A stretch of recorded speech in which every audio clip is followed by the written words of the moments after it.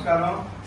ఈరోజు మన కైకూరు నియోజకవర్గం జనసేన పార్టీ కార్యాలయంలో జనసేన వీర మహిళ అక్క శ్రీ తోట లక్ష్మి గారి ఆధ్వర్యంలో ఈ యొక్క మన సంవత్సరం పూర్తయిన సందర్భంగా సుపరిపాలన పూర్తయిన సందర్భంగా ఈ కార్యక్రమానికి చేసినటువంటి మన కైకూరు వైఎస్ఆర్టీపీ అయినటువంటి మంగళ రామకృష్ణ గారికి, జనసేన పార్టీ మండల అధ్యక్షులు మన నాగు గారికి, అదేవిధంగా మన తులసి పూర్ణ గారికి, మన వదలపాడు నాగు గారికి, బాబు గారికి, అదేవిధంగా అందరూ కూడా ఇక్కడ విచ్చేసినటువంటి పేరున హృదయపూర్వక ధన్యవాదాలు తెలియజేసుకుంటామన్నా.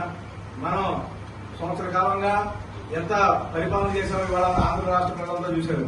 ఎన్డీఏ కూటమి పెట్టి పవన్ కళ్యాణ్ గారు ఒక పార్టీలో పొత్తుతూ ఉంటూ, బీజేపీ పార్టీలో పొత్తుతూ ఉంటూ మన తెలుగుదేశంతో పాటు కూడా మేము పొత్తులో వెళ్తామని చెప్పని ఆయన ఆ రోజు ఆయన మాట్లాడడం, దాని మాటల్ని నెరవేర్చి ఆంధ్ర రాష్ట్రంలో ఎప్పుడు లేని విధంగా ఎన్డీఏ కూటమి ఒక సంకీర్ణ ప్రభుత్వాన్ని ఏర్పాటు చేసి ఇవాళ అంధకారంలో ఉన్నటువంటి ఆంధ్రప్రదేశ్ రాష్ట్రాన్ని ఇవాళ అభివృద్ధి వైపు పరుగులు ఎక్కిస్తున్నటువంటి చంద్రబాబు నాయుడు గారి నాయకత్వం ఇంత గొప్పగా ఉందంటే దానికి ప్రధానమైన కారణం పవన్ కళ్యాణ్ గారు ఆలోచన విధానానికి ఏంటంటే ఆయన ఎప్పుడు కూడా రూపాయి అవినీతి లేదు, రూపాయి ఎప్పుడు కూడా నేను అవినీతి చేయను, ఆయన డబ్బునే అందరూ కూడా మనం పెట్టడం చూసాం. ఈ సంవత్సర కాలంలో ఆయన పవన్ కళ్యాణ్ గారు మన పంచాయతీరాజ్ మినిస్టర్ గా, ఫారెస్ట్ శాఖ మంత్రిగా, అదేవిధంగా సైన్స్ అండ్ టెక్నాలజీ మినిస్టర్ గా ఆయన చూసినటువంటి ప్రగతి చూస్తే భారతదేశంలో ఏ పొలిటికల్ పార్టీ కూడా చేయనటువంటి ప్రగతి ఆయన చేయడం జరుగుతోంది.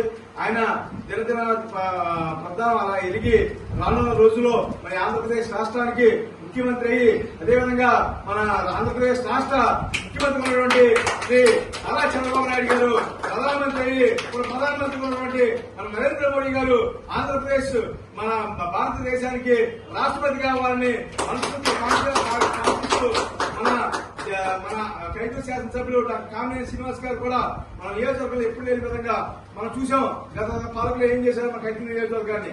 ఆ కైకూరు నియోజకవర్గంలో ఇప్పుడు కూడా కక్షలు, కార్పణ్యాలు, గొడవలు, యుద్ధాలు ఉండేవి. కానీ ఇప్పుడు ప్రశాంతమైన కైకూరు నియోజకవర్గం. మన ప్రతి రోడ్లో కూడా ప్రతి ఊళ్ళో కూడా రోడ్డు వేయడం, అదేవిధంగా ప్రతి గ్రామంలో కూడా ఏ గ్రామంలో ఉన్నటువంటి నాయకులు ఆ గ్రామాన్ని పరిపాలించే విధంగా ఆయన చేసినటువంటి పరిపాలన ఈ సంవత్సర కాలంగా చాలా అభినందనీయం. అదేవిధంగా ఆయన మరొక మారు 2029లో కూడా డాక్టర్ కామినేని శ్రీనివాస్ గారు మన కైకూరుకి శాసనసభ్యులుగా ఉండాలని రానున్న రోజుల్లో ఆయన్ని మంత్రిగా కూడా చూడాలని మన కైకూరు నియోజకవర్గ ప్రజల కోరిక. ఆయన భవిష్యత్తులో రానున్న మంత్రివర్గ పునర్వ్యవస్థీకరణలో ఆయన మంత్రిగా అవ్వాలని మనస్ఫూర్తిగా ఆ పిల్లలని ఆకర్షిస్తూ కార్యక్రమం ప్రతి ఒక్కరికి పేరు పేరున ధన్యవాదాలు తెలియజేసుకుంటాం.